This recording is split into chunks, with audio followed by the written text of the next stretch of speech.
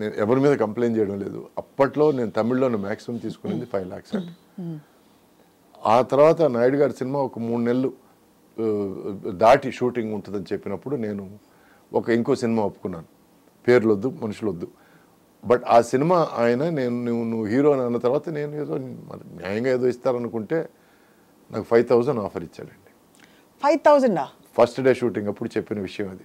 Cinema మొత్తం అంటే ఏ basis మీద అలా అన్నారు? అప్పుడు మీరు ఎలా ఫీల్ అయ్యారు?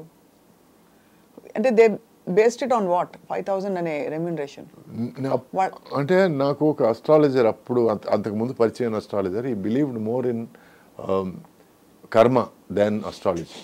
సో ఎవరైనా ఎందుకు చేస్తారంటే ఎనీ టైం నీకు భయంకరమైన దుర్భరమైన ఒక పరిస్థితి ఏర్పడింది అని అంటే that means you are paying for your past mistakes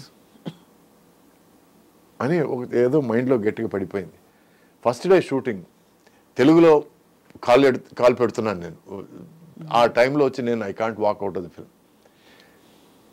సరే చూద్దాం అని, సరే సార్ మీ ఇష్టం సార్ అని చెప్పి నేను ఆ సినిమా చేశాను.